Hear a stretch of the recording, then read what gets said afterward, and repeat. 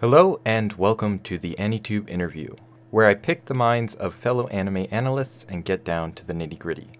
Today I'm joined by anime analysis YouTuber, or in my opinion, Mathwiz analysis YouTuber, Mathwiz. He's known for his in-depth breakdowns of Naruto, with videos like In Defense of Talk no Jutsu, as well as videos on everything ranging from baby steps to My Hero Academia. Welcome, Mathwiz. Introduce yourself. Say hi. Hello, thank you for having me on. I am the Mathwiz. I make videos on the internet, and some people like them. So, give me your elevator pitch for your channel. Try and sum up your core of what you think makes your channel you. Well, I talk about shonen a lot, because that's, I guess, my bread and butter. You mentioned, I'll talk about the Narutos, the Hunter x Hunters, yeah, there's also a lot of insecurity about my content. I've done a couple of videos, talking about, I don't know, I like to also draw personal connections to certain series sometimes, and some of the time that involves me not being the most confident person in the world. And I guess, yeah, that's it. So, let's take it back to the beginning to start off. As far as I know, your first experience with YouTubing was your wrestling videos, which is on your Mathwiz 97 channel. So was that your first experience with video production, or was there anything that came prior that's, lost to the sands of time? There was a little period before that in early 2012 where I did some before I had actual equipment, and I was just goofing around with not having any clue what I was doing, and everything was garbage. So yes, it has been lost to the sands of time. That content does not exist. So yeah, I started with the wrestling stuff. That's where I began, and that's all everyone needs to know. I see. I won't pry any further. So what would you say was your biggest struggle when you got started with doing wrestling YouTube, and what was your biggest struggle with making the transition to doing anime YouTube? Was it more easy because of your wrestling channel, or was it more difficult because you had this different sort of established identity for your different content, and changing gears was pretty hard? Starting off with the wrestling videos was kind of interesting because it was back in 2012 when I was a freshman in high school. So I was still really young, still didn't really understand how video editing worked. I was all very new to things. So it took me, I've talked about how, it's taken me a little bit to kind of get in the groove of making anime videos, but just to get in the groove of making videos in general, that took a couple of years with the wrestling stuff. So as far as how that has affected my approach to my anime videos, I would say that the experience definitely helped. While I don't think I am a very sort of slow script writer, and that's kind of the area where I struggle with a little bit because I don't have as much writing experience. But I do think that having worked on the wrestling videos for 4 years before actually starting my anime stuff, that has at least given me some editing experience. So I don't think necessarily I've quite figured out what I want my distinct editing style to be with my anime videos, but I do think that the experience of having edited for, years ahead of time, I do think that has helped me at least kind of have I have ground to stand on. I have a little something more to work with than if I had started making anime videos 4 years ago, I would have been way worse than I am now. So I do think the experience helped. And I think, well, I just lost a train of thought. I thought I was going to say something else, but I don't remember what it was now. So yeah, that's one thing you will quickly realize about me is that, I'm very scatterbrained. I will kind of go off on tangents and then be like, wait, how did I get here? And then I can't go back. No, that's practically the core of what this interview series is all about. But you've mentioned before that what inspired you to get into doing anime analysis was seeing other channels doing anime analysis. So, who would you say you've taken the most inspiration from? Like, what was it about their videos that made you want to make your own? And was there any particular cues that you took from other people's styles, maybe in editing or writing, that you sort of adapted to fit your own preferences? Well, I know very early on I was kind of vocal about, taking inspiration from Digibro, because I think, like, the first real, like, Anitubers I got into watching, well, I guess Glass Reflection came first, but I wouldn't say that I really took much from his style. It was more like the Mother's Basements and your Digibros, and around the time that I started my anime channel was also around the time that the Pedantic Romantic started to, that's where her channel was really starting to take off. She had made her video about how Digi killed SAO, and so I would say those are like mainly like Digibro and Pedantic Romantic were probably the two big ones starting off. I definitely would say that because I did not have much experience writing, writing anime videos or just writing in general, I would say that I perhaps took,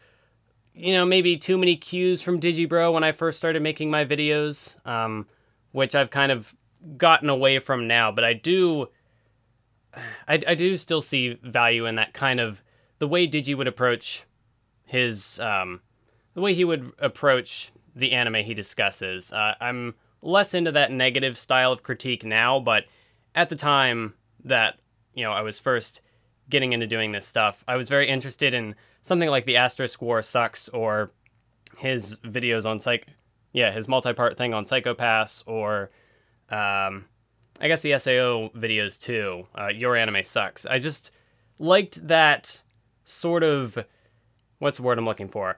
That, the way he would kind of take like he would look at a lot of the finer details, like the smaller stuff, and kind of look into like the inner workings of what makes what makes this series work on like a fundamental level, or what makes it fail on a fundamental level.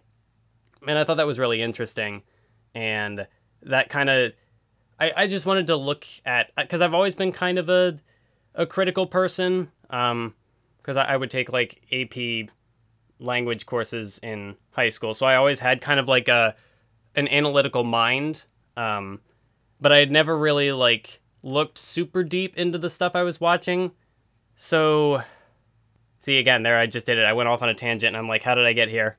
But, yeah, I have said before in some of my videos that I think I did take too many cues from Digibro. I think there was even a point where I made, like, my original video on baby steps, I think, is very similar to Digibro's video on baby steps back from the end of 2014, I think it was. Anyways, it was a period where I kind of had to learn the ropes of writing, learn how to figure out what I wanted to make, who I wanted to be, and I do think that, I think I started off perhaps taking too many cues from Digibro, but having someone to kind of take inspiration from helped me sort of move into the style I think I have now. I see. So would you say that there is any particular creators that influence you now compared to when you were starting off? Nowadays, I'd still say, because I didn't really talk about the Pedantic Romantic that much, but there are, I think now, what I always liked about Pedantic Romantic style is that she has been able to sort of weave together, like, 3 different, approaches to making video, because she will have, like, the more personal approach that I tend to enjoy seeing in videos. Kind of seeing how, the narrative of a story or just elements of a story connect to, the reviewer, the person talking about the content. But then she'll also weave in the more, what's the word? Bring in, like, facts and, like, looking into the people who made the series. And then also looking into, like, just themes of the story and whatnot. So she has a good way of, like, mixing all 3 of those together and I think it would be really cool. I still need to, I think that's one of my weak points, is I need to look more into like actually like researching the staff who make the stuff. I see. Yeah, I do appreciate that angle quite a bit. So that's sort of like talking about influences, right? But one of the biggest struggles I think a lot of creators find is with branching off from your initial influence and finding your own personal identity. Would you say you found your own identity? And if so, what was it like trying to discover that side of yourself? See, even now, I still think I have a little bit of room to grow as far as like finding my own voice. Like I said, there was a lot of, perhaps borrowing a little too many elements from other creators that I had to slowly realize that, maybe there's more I could say, like there's more that I could say from my own personal sort of experiences, which I think is where something like my top 10 anime characters video, which is a very sort of generic template, but I wanted to make a video like that where it was, very clearly from the lens of me. Whereas like you look at something like a Watch Mojo where, top 10 videos are more just like a standard formula and you just kind of get it out just to say things. It's not really like actually conveying much of the creator's intent. So that was, I think, one of my earlier videos that I can still kind of look back on and appreciate because I can see my voice in there, even if like I have very mixed feelings on that video because there are a lot of parts in there which I feel like are just kind of generic comments. But then there's something like when I talked about Achan, the main character of Baby Steps, it was very clearly, I was approaching it from like a very personal lens. And that's something I like to get across in my content because even if I don't think I have the greatest like analytical voice or like the best way of framing like here's the grand point of this story and here's why it works or whatnot, if I don't think I might not think that I'm the best at like analyzing presentation or like film theory or whatever, but one thing that I can do that nobody else can do is present my personal voice because nobody else is me. Like anyone can give their own personal experiences with a story, but nobody else can give my experience. So I think that's always kind of been my fallback whenever I don't have a, like a narrative idea to explore or, looking at a character or whatever,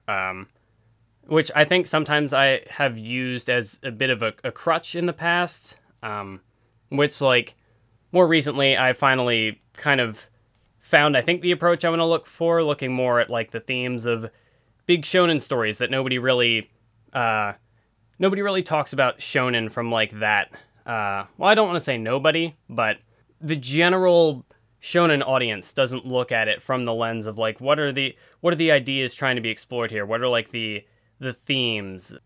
I don't want to just rely on giving sort of personal reflections on a work because I think that can get, because I only have so many experiences. There's only so much I can say. I don't have the most adventurous life, and I don't want to, I guess, run the risk of kind of repeating the same anecdotes over and over again. So, I don't know. Now I'm trying to, I guess, just look for ideas that nobody else really has said or, frame things in a way that, like, it's still carrying across my personal voice. But, yeah, I lost my train of thought again. Interesting. So, what I find particularly interesting about your channel's output is that compared to a lot of other creators, you are extremely critical of yourself and very publicly so. Between videos like My Work is Flawed and your two Let's Talk About Me videos, among many other mentions, and other various videos throughout. I'm curious as to why specifically you choose to be so open about your personal critiques. Yeah, that's an interesting question that I've kind of had to contemplate myself. Sort of therapeutic for me to make, which I mean, I'm not great at, like, interpersonal communication. I'm not great with talking to other people, so maybe it's just easier for me to write my feelings into a Word document, which is weird. Like, I've thought about this recently, like, how is it that I'm able to, like, why is it that I find it easier to, go through all this work of, like, writing a script and then recording audio and then editing visuals to it and then publishing to the web, and how is that easier for me than just talking to someone? I'm not quite sure, but as, like, I tried, like, I like to be an open and honest person. Not to say that I say everything that I have to say about myself, or I don't talk about literally everything I think of, but I like it when other creators are honest about their feelings, and I like seeing other people, make personal anecdotes or just talk about their own experiences or how their own ideology or whatever was kind of like reflected through a piece of media. I just like to see that stuff in the content I consume, so I try to kind of reflect that and convey what I like to see in other people's works. I see. So, moving beyond just the purely sort of metaphysical aspects of your philosophy when it comes to content creation, let's focus on something a little more specific, and that is March Mathness. So this year, in March, obviously, you took inspiration from Best Guy Ever's Mia Mathuba, and you made a video every day in March. So what was that like, especially compared to your usual rate of video output? It was definitely a journey. It's something that it's definitely very different from my usual, I guess, routine of producing content, where, as I've said, the script writing process is probably the more time consuming part of it, because I have a very difficult time kind of coming up with the words and framing things how I want to frame them, figuring out how I want to say what I want to say. So with March Mathness, there wasn't a whole lot of scripting involved for that stuff. A lot of it was just kind of thought dumping in video form, just coming up with whatever I had to say and not passing it through a filter, which, I don't know, I overthink the media I consume, I overthink the things that I say, I overthink my daily life. So having an experience like that where I didn't really have the time to think, I just kind of had to do. I just had to make videos. It was a fun experience. Looking back, probably not a lot of those videos are going to be, up in my favorites as my channel ages. Some of them are pretty bad, but that's what you expect from a challenge like that. There are going to be some flops, but I mean, it's 31 videos, so even if a couple are kind of awful and maybe should be deleted, there's the possibility that you could have, at least 10 or 15 videos that people did enjoy, even if they didn't enjoy some of them, which is, when I take all this time to kind of think through one individual script, that video that I eventually produce could be a flop anyway. So there's more of an opportunity, I guess, that people will enjoy those videos. Like, if I make 31 videos in March and people enjoyed 10 of them, whereas normally I would have made maybe 1 or 2 videos in March, then that's 10 videos people enjoyed versus what would have been 1 or 2 that maybe people would have liked, if that makes any sense. I see.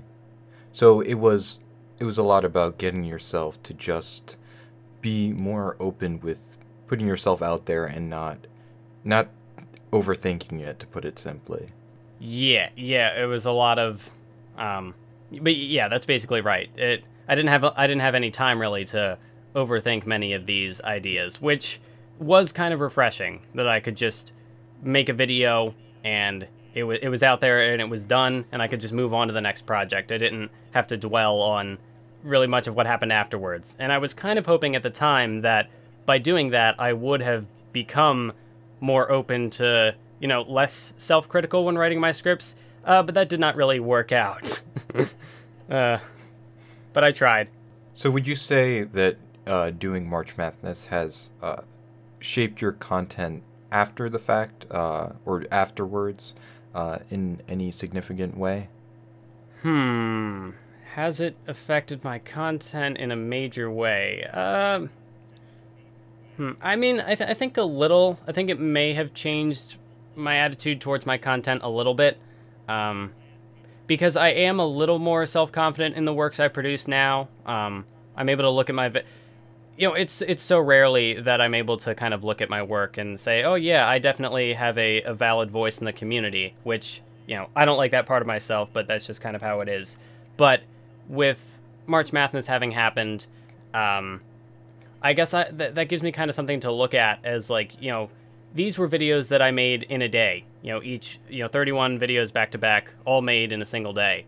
And people still were like, they still enjoyed my content then, even when, I might not say that they were the best because they were made in a day. So it gives me more of a reason to, I guess, be less self-critical, because if people enjoyed something that I made in a day and still thought that, I had something interesting to say, then, the videos that I actually put time and effort into, surely there's going to be people out there who enjoy those. And even if I can be self-critical about the content that I make, it's nice to know that there are people out there who kind of will enjoy whatever I make, and in a way that kind of gives me a bit more of a drive to continue pushing forward, because I do know that there are other people out there who enjoy the videos that I make, and they would be disappointed if I stopped making them, or if I made them less consistently. I don't know if it's made a tremendous impact on me, but there are little subtle effects. Like, I am able to I've realized that I am a very self-deprecating person, and I'm kind of trying to slowly curb that away from my content. It's not entirely working, but it's a slow process. I gotta figure stuff out. But I do think March Madness helped. It was an experience that I will think is going to have longer reaching effects on my channel, even if I'm still kind of in the process of growing from the experience. Interesting. So, getting into the nitty-gritty side of things, take me through a day in Mathwiz video production. What's your process like for making a video from start to finish? So my process, generally there's a lot of, oh God, what am I going to make next? How am I going to get my words into, how am I going to phrase what I want to, how am I going to actually write the thing? So the script writing process, there's a lot of not scripting, and then eventually, like, I will generally, when I finish a video, I know what idea I want to do next, and sometimes I have to do a little more preparation for that than others. So the scripting sometimes takes a little longer than, well, maybe a lot longer than it should. But then once I'm able to get the script finally written, I generally will, my friend Kraftsdorf, lately I've been sending him, since we're both pretty into shonen, I generally will kind of have him look over the stuff that I've made just to kind of see if there's anything else I should sort of tweak with it. I like to just have my stuff looked over by someone else, because in the past I have made some videos where I've made openly false claims about things, like in my, what was it? It was the My Hero Academia The Ultimate Shonen Tribute video. I had said that a spoiler for My Hero Academia that wasn't actually a real spoiler, that a character died, because I had seen, like, Pause and Select had made his video on My Hero Academia, and I saw, like, the first few seconds where it showed, like, something happening, and I was like, oh my god, the character died, he's dead. But they didn't, because I stopped watching the video, because I knew there was going to be spoilers, but I had stopped, so I had a false spoiler in my head, and published that, and I hate it. I hate that video now, because it's openly false, it's factually inaccurate. So now I try to at least have somebody, like, look it over to make sure that I don't do that. I mean, I try not to do that anymore. I try to know what I'm saying before I actually get it to the script editing process. So then that'll happen, and I'll look over the script, figure out what needs to be revised, and then I'll do the audio for it, which, I I don't know, I record audio. I guess there's not much really to go into there. And then, yeah, I gotta edit the visuals, which I definitely think editing is more fun for me than the script writing, because there's a lot less headache involved. By that point, you know, the script is finished. It's rare that I go back and change the script after the fact. Like, sometimes I might record like a little extra audio bit to kind of like, if I think something is kind of weirdly communicated, I might go back and kind of just add more to it. I'll just like record a quick like, oh, here's what I actually meant or something. Most of the time I'll just kind of put a text note on the screen like, I see how this could be confusing, so let me clarify this. But for editing, as I've said, I do think there is still more room for me to improve there, but I'm able to edit much faster than I am able to write scripts. So you mentioned before that you find writing particularly difficult. Is there a particular reason why that's one of the harder sides of making videos for you? I think, you know, a large part of it comes from just my general insecurity about myself. So often I will feel like, because I'm, you know, I could watch more anime. I'm not the most experienced, like, anime veteran out there.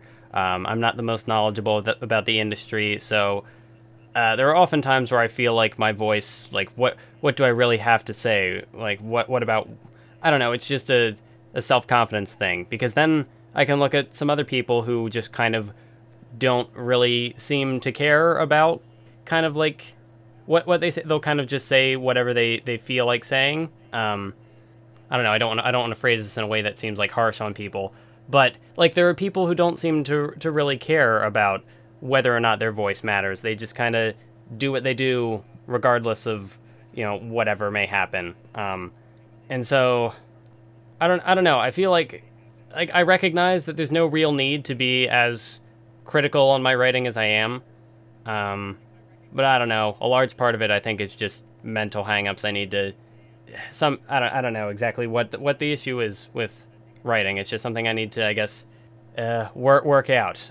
It's probably also that I'm not all that experienced with writing, so I need to kind of like with my wrestling videos, I started off pretty, like they were pretty bad, and it took time for me to get better at that. And now I'm at a point with that content where I am able to appreciate what I make, and I do think that my content is worthwhile. So I think I just need also more time and experience with writing the anime videos, because then I'll be, I think, like, with more time, I'll become more comfortable with my style and like what my voice, I guess, could offer to the greater discussion.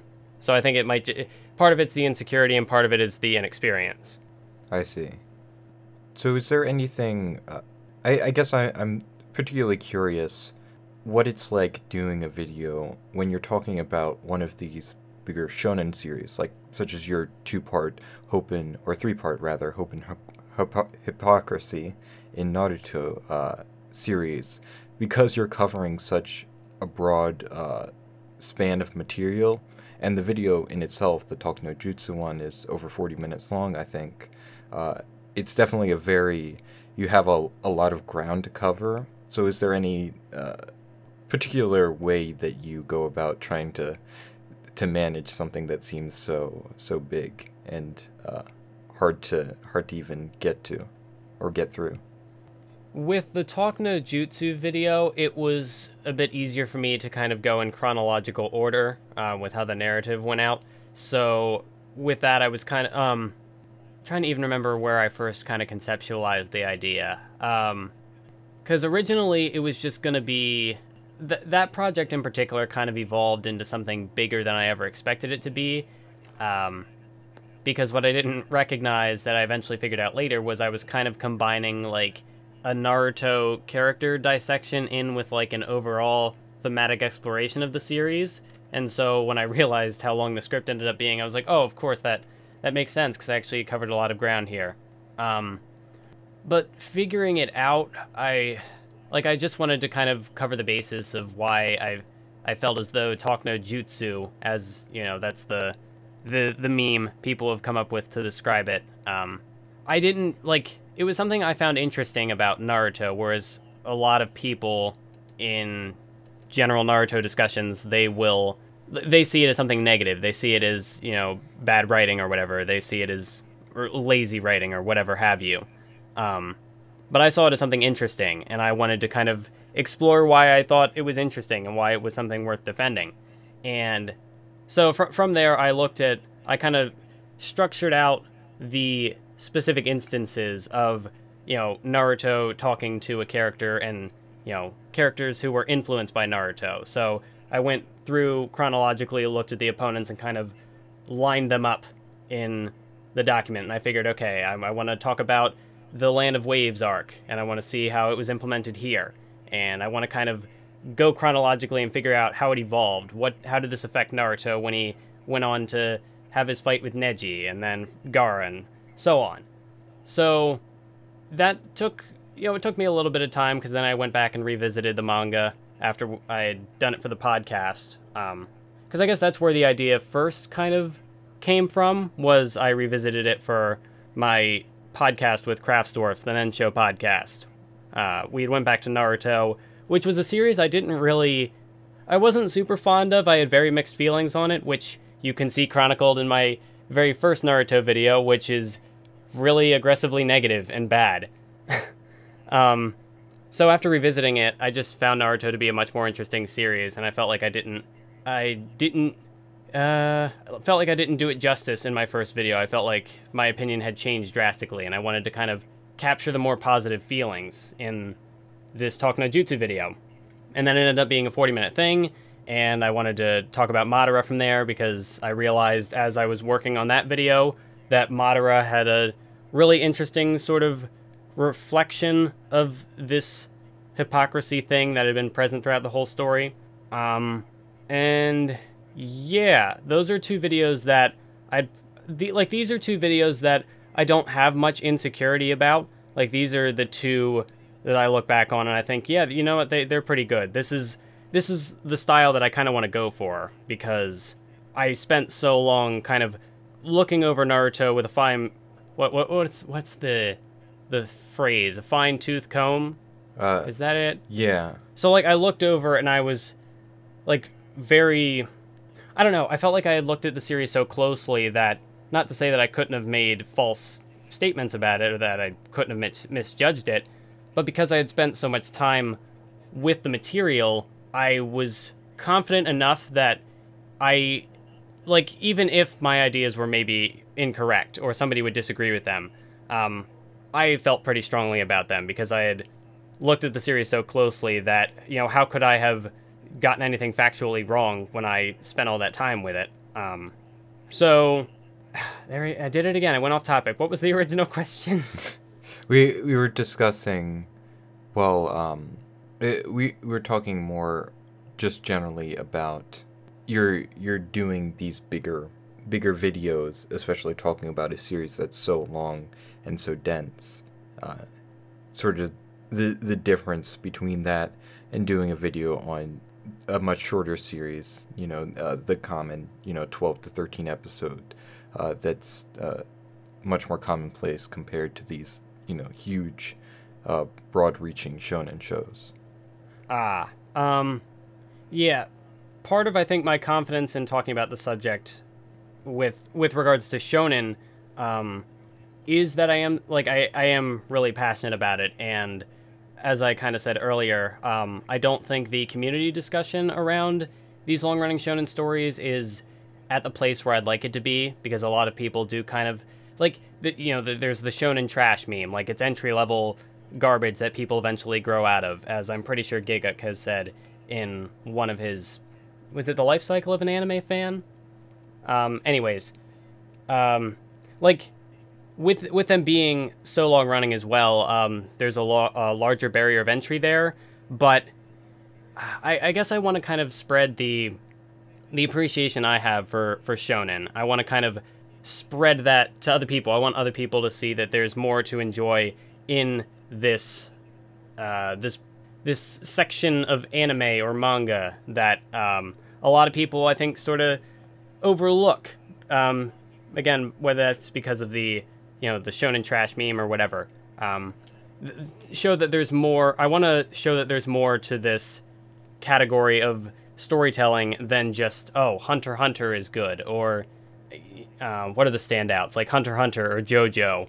I want to show that, like, even the ones that, not that literally every story is good, because I wasn't a super big fan of Bleach, but like, even if I don't think a series is maybe the most, like, technically impressive, like, well-crafted narrative, like, I'm interested in the ideas that these stories want to, like, what are they trying to say? What are the ideas trying to be presented here? I'm more interested in that rather than, like, I don't know, is it well paced or something?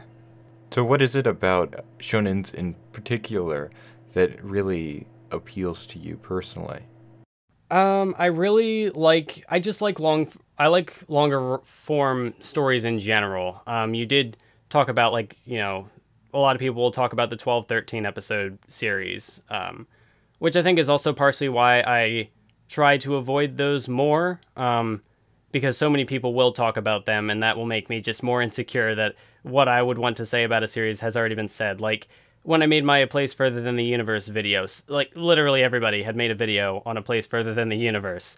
So, with shonen, there is just the longer running narratives, which I have always liked. I grew up with wrestling, so they tend to have a lot of, I don't want to say drawn out storylines, but very epic, long running rivalries that would go on.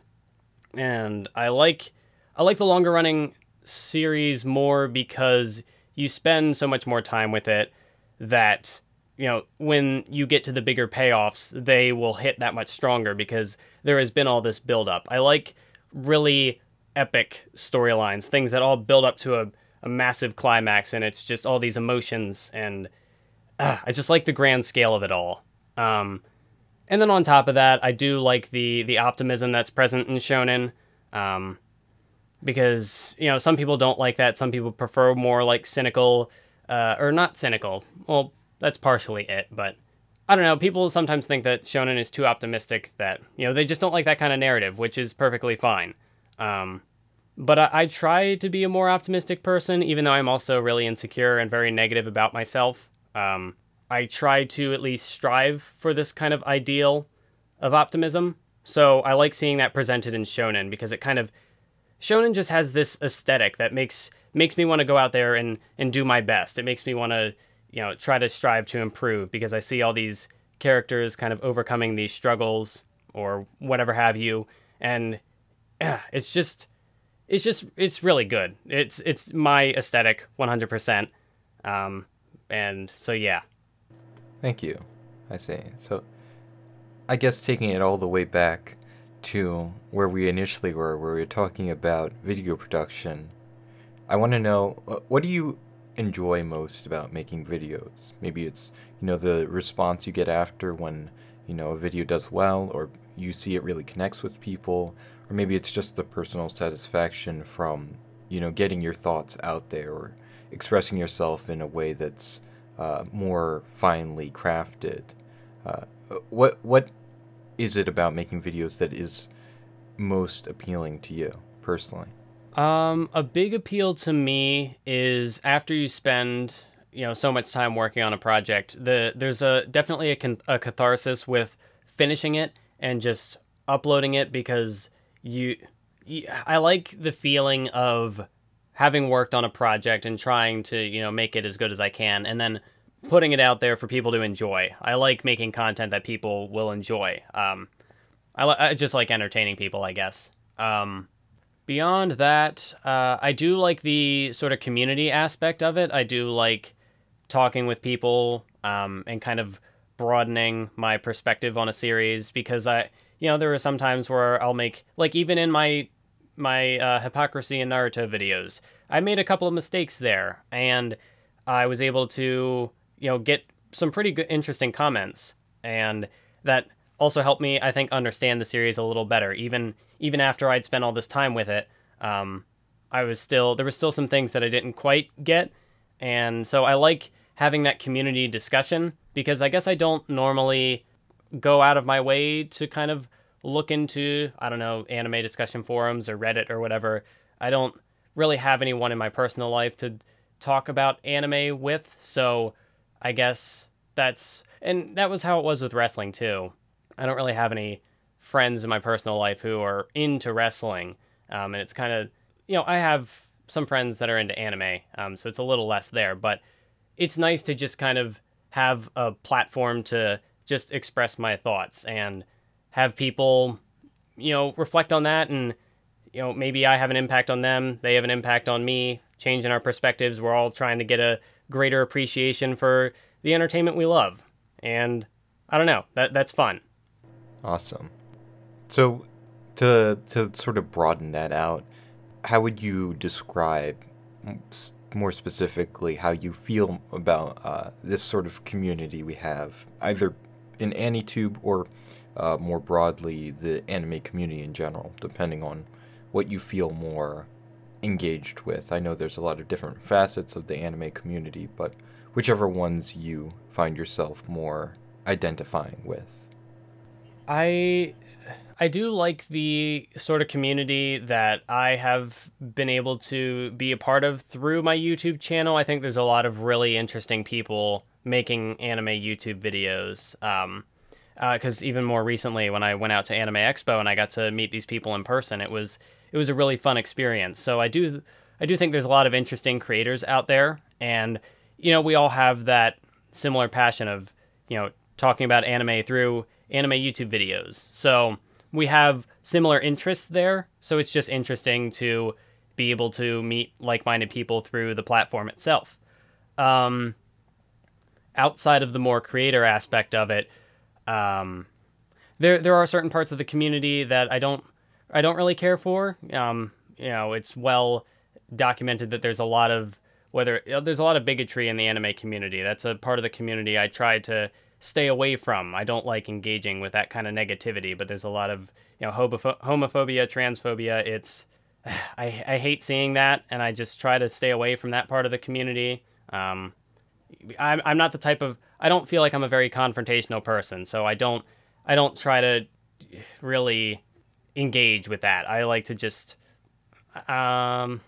what's the word? Because it's gonna sound like I'm just trying to keep myself in a bubble, but I do also like to broaden my perspective. That's just not a perspective I feel like I can gain much value out of, because that's just a very toxic, negative, harmful perspective that I don't want to deal with. So I wish that wasn't there. I wish people were more accepting and open. But again, I don't typically engage with that side of it. So I have met a lot of maybe not personally met, but I have been able to get in contact with a lot of really open, accepting people. And there are just a lot of really cool people who are into anime. And I don't know. I think there is but considering I am in a position where I'm kind of part of two communities, because I also make the wrestling videos, I feel more at home in the anime community. I feel like I have made stronger personal connections here than I have with other wrestling YouTubers or other wrestling fans.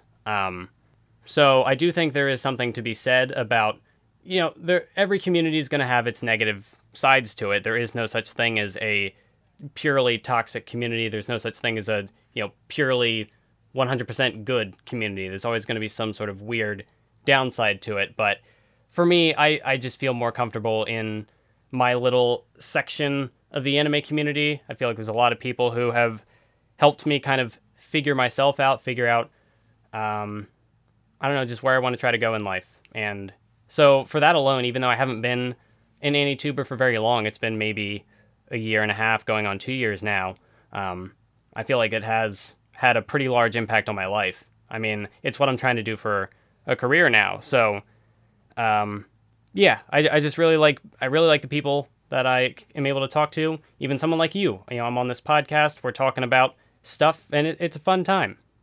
Well, speaking of broadening your horizons, what was it like meeting other Anitubers in person? I know you went to Anime Expo, and though you described that it wasn't quite as great a time as you were hoping, You still did get to meet some people in person. So what was that like? Since I can imagine that's quite a weird experience, seeing the faces of people that you only have known through like their videos and online interaction. Yeah, it was an interesting experience to say the least. There's obviously that side of it where, like, oh my God, you're real, you exist, you're a person, you're not just a weird internet ghost. But then also the Anime Expo trip was really important, I think, as just a step in my life because I'm not a super adventurous person. I don't have, I don't know, I don't have many people around me where I am willing to go out and kind of explore and make new connections and whatever.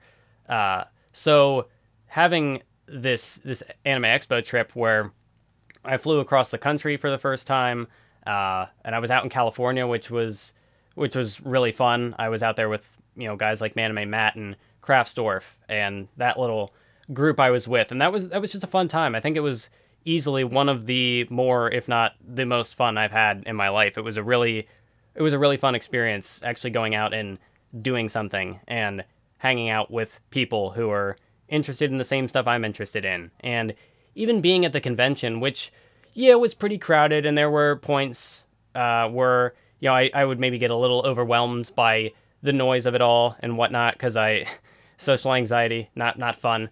I know the Anituber meetup, I talked about it in my video, just the environment it was in was just personally not my thing. I like more quiet, what's the word I'm looking for? Quiet environments. Intimate? Yeah, I guess that works.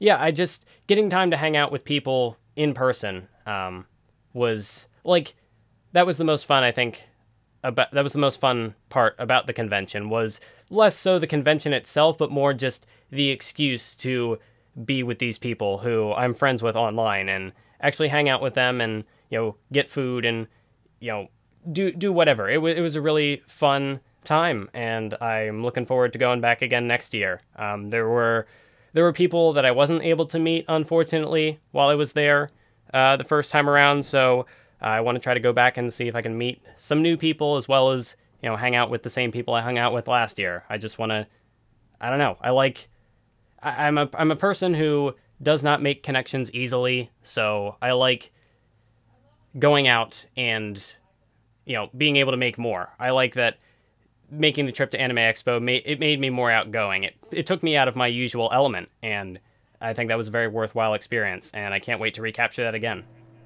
Awesome. So I guess my final question in regards specifically to this sort of community and stuff is, I know you do watch a fair bit of anime analysis videos. It's That sort is of what got correct. you into doing it in the first place.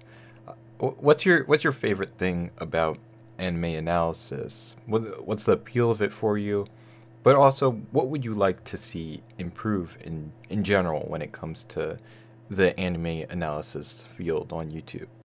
I guess the big appeal of it for me, it comes back to the idea of perspective. I like seeing different people with different experiences from my own talk about these different shows and see what they can get out of it, see what more there is to be gained out of something that, maybe it's my favorite show, or maybe it's something I disliked, but maybe there's an element to appreciate there.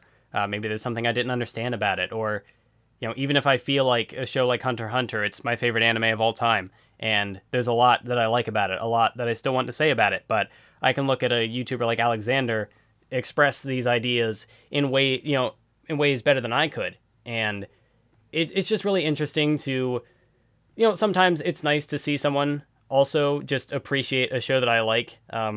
Most recently, someone like Caffeinated Telescopes, we just watched Yudu Camp, and just seeing that on my Twitter feed was fun, because Yudu Camp is such a fun show, and I just love that other people are able to have the same fun with it. But yeah, perspective, I like being able to understand something perhaps in a way that I didn't before. Or even in the case of something like Pedantic Romantic's video on Wandering Sun, it introduced me to a concept that I was almost totally unfamiliar with, that I wouldn't, like, I like to be open-minded, but that doesn't always mean that I still think I'm a kind of ignorant person, that I don't understand everything, and there are certain topics I need to look into more. And so that video that she made on Wandering Sun got me interested in the show, and it made me want to look more into just trans people and kind of their experiences and stuff like that. Just stuff to broaden my horizons.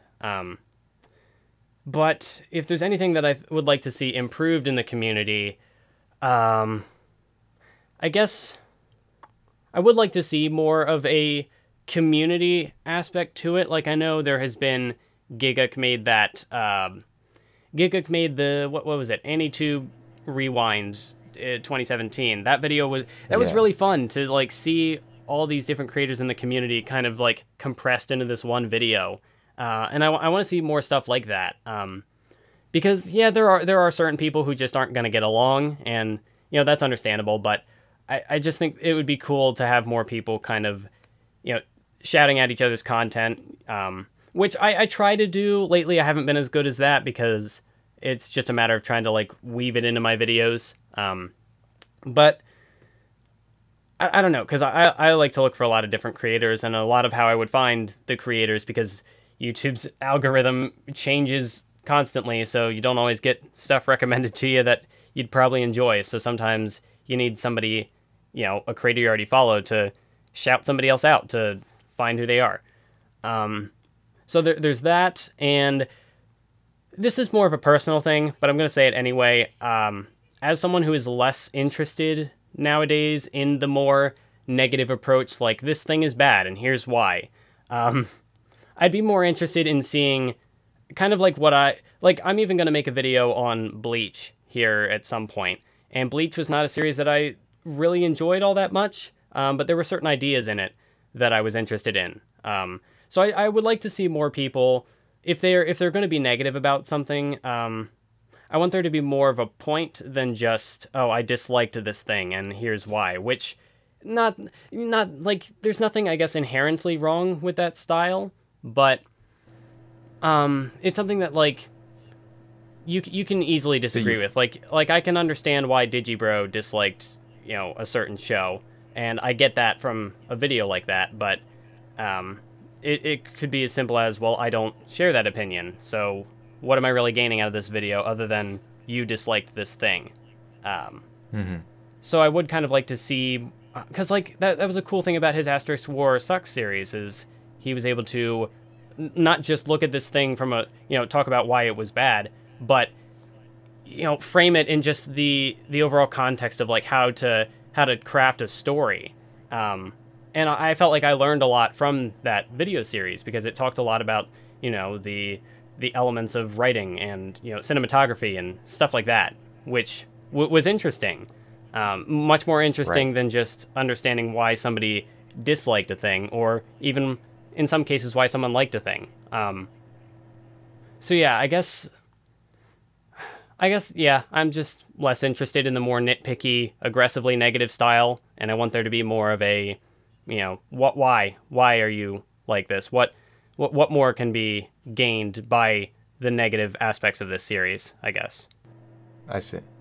So if that's where you'd like to see anime analysis in general going, obviously for your own personal preferences, where do you see yourself in a year or two? How do you want the sort of image of your channel and your content to improve or change?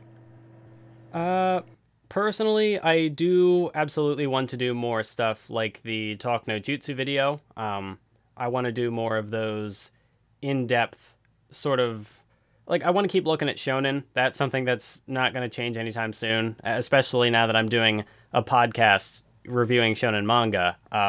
That gives me an excuse to go in and read all these long-running shonen stories that I have to go back and check out. So, in a way, that podcast will kind of feed future content, because I have an excuse to read shonen, so then I'll have an excuse to talk about shonen. So I definitely still want to keep doing that, keep exploring things that I think people don't appreciate as much. And yeah, I guess I don't want to lose the personal style of, like, I don't want to, that's one thing that I like about a lot of the creators, is that they are just individual people. It's not like corporations. I want to know, how do these individual people think? What makes them them? Like, why should I follow this creator? And I want to be like that as well. I want to give people kind of like a personal narrative to look into and enjoy. Kind of, I don't know, like, not I don't know what I mean by narrative, but just, I guess, convey more of me. Just continue to be open about things and be honest. And is there anything else that I'd like to do? Talk about baby steps, because I've been putting off this big, long-running baby steps analysis series for a while, and I need to do that. So that as well, for a more specific thing. I guess I wonder if that would fit into my next question, which is, if you had every resource and all the time in the world to make any type of video you wanted, what would it be?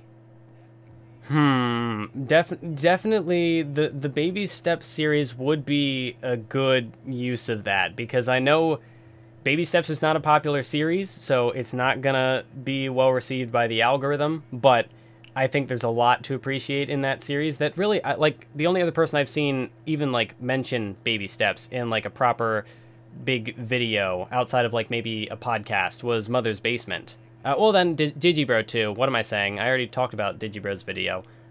So I've seen, like, maybe 2, or maybe there's a 3rd video I've seen, but not a lot of people talk about this series. So I want to share the love of baby steps. I want more people, because that's a series that, I talk about optimistic series and how they really gel with me and make me want to do better. Baby steps is absolutely that. It's a series that makes me want to improve. It makes me want to be better. And so I want to spread that appreciation. I guess even just as a general thing, if I had all the resources at my disposal, I'd want to talk about a lot of more underappreciated things that, people don't know about or haven't seen. Something like Magical Circle Guru Guru. It was really flew under everybody's radar in 2017, but I want people to see the stuff that I like, even the stuff that's not all that popular. And it's the same with, content creators as well. I want all the people whose videos I enjoy, I want them to get more exposure, because I think, I don't know, I want the things that I like to get more exposure and be more popular, so that I have more people to talk about it with. So, yeah, I guess if I had all the resources at my disposal, beyond just the baby steps thing, I'd want to just shout out the underappreciated stuff. I see. That's something, to plug your channel a bit. That's something I do enjoy about some of your videos, is that you will talk about more, older series that people don't seem to really talk about, because not a lot of people watch, or I don't want to say not a lot of people, but there's definitely a certain side of the community that doesn't watch old anime, that is more just along for the seasonal ride. And so that's what I appreciate in some of your videos, is you will go back at some of those underappreciated gems and, give them a bit of a boost, get people to go check them out. Thank you. And your podcast as well, you talk about the classics. It's good. Well, I guess to close things up, I have a extremely serious final question. And that question is, why is your Pop-Tarts review your best video? Because Pop-Tarts are... I'm trying to think of a meme answer. I can't. A super serious answer. It's... I guess if I want to give an actual serious answer, I did get a comment on that, talking about how, like, the video was a good representation of, like, cramming in a last-minute project, like, waiting till the last minute to get something done and just having to, like, force it out. So there you go. That's the thematic core of the Pop-Tarts video. The narrative. It's a big narrative on procrastination and yeah. Well, thank you so much for joining me. I thoroughly enjoyed this conversation, getting to know you a little bit better, and hopefully the audience was able to do so as well. So just plug everything. Tell the audience where they can find you at. Well, you can find me on YouTube at Mathwiz. That's the name. That's me. I make the videos. If you nobody's gonna watch my wrestling stuff, but if you like wrestling, Mathwiz 97X, go check that out. I put effort into that too, and it's fun. I have a Twitter. I have a Patreon. Look up Mathwiz on there and do that. And yeah, subscribe to Core Reviews for having me on the show and for just making great videos. Thank you. Thank you. Well, thank you everyone for listening. I hope you enjoyed this episode of the Anituber interview, and I will see you guys in the next episode. All right. That was pretty good.